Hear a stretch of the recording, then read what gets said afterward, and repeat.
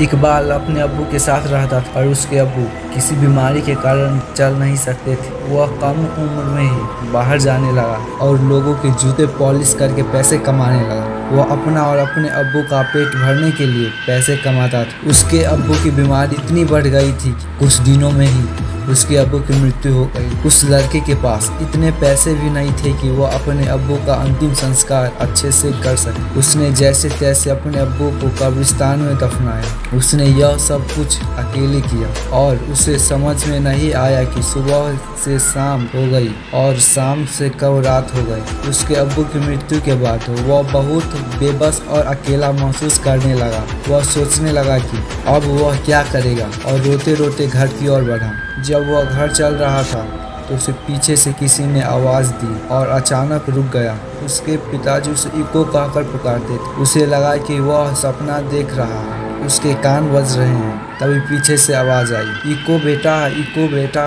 रुको, मुझे प्यास लगी है, पानी ला दो। वह तुरंत पीछे मुड़ा और अब्बू अब्बू पुकारने लगा, लेकिन पीछे कोई भी नहीं था। फिर वह अब्बू अब्बू चिल्लाने लगा, लेकिन सामने से कोई जवाब नहीं आया। फिर इकबाल को समझ में नहीं आया कि वह अपने अब्बू को बहुत मिस कर रहा है। फिर वह अपना मन पक्का करके वापस जाने लगा। तब उसे अचंभित होना पड़ा। कब्रिस्तान का गेट जो कुछ देर पहले खुला था अब बंद हो गया। शायद किसी ने ताला लगाकर बंद कर दिया होगा। हालांकि कब्रिस्तान में एक और गेट भी था जो दूसरे कोने पर स्थित था।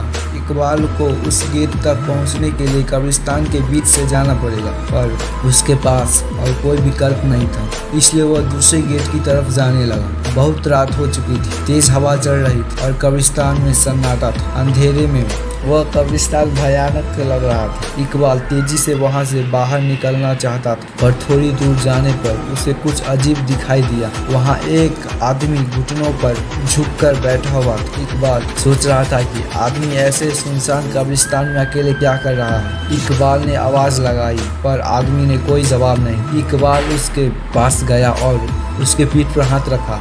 आदमी ने अचानक अपना गर्दन पीछे मोड़ी। वह आदमी भयानक दिख रहा था और गुस्से से इकबाल को देख रहा था। इकबाल डरकर जोर से चिल्लाया और वहां से दौड़ने लगा। कुछ दूर जाकर वह एक पेड़ के नीचे बैठ गया। वह जो देखा था उससे वह बहुत डर गया। वह डरावने चेहरे को नहीं भूल पा रहा और इतना डर गया था कि उसमें उठकर घर जाने की हिम्मत नहीं। वह सुबह का इंतजार कर रहा था। थोड़ी देर बाद वहां पर घना कोहरा चढ़ गया और इकबाल को कुछ नजर नहीं आ रहा था। अचानक वह एक औरत की परछाई देखता है जो सामने से गुजर गई और फिर उसने एक छोटे बच्चे को देखा जो दौड़ रहा था और उसके पीछे एक औरत भी दौड़ रही थी। वह बच्चा भाग गया, लेकिन वह औरत इकबाल के पास आकर रुक गई। इकबाल बहुत डर गया। वह औरत उसके सामने रुकी और वहां से कोहरा उठ गया। इकबाल को उस औरत का चेहरा दिखाई दिया।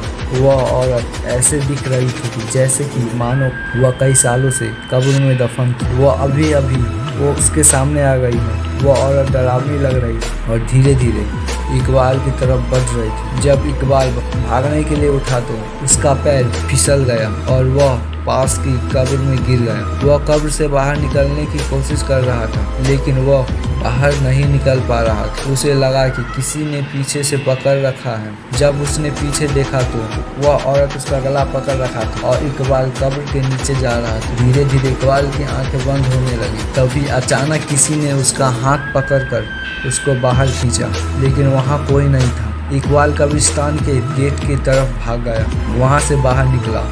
वह बहुत डर गया। फिर उसे यह एहसास हुआ कि जिसने उसे कब्र से बाहर निकाला वह उसके अब्बू। फिर उस रात के बाद इकबाल समझ गया कि कुछ लोग आपसे किसी कारण से दूर हो जाते हैं, फिर भी वे आपका ख्याल रखते हैं।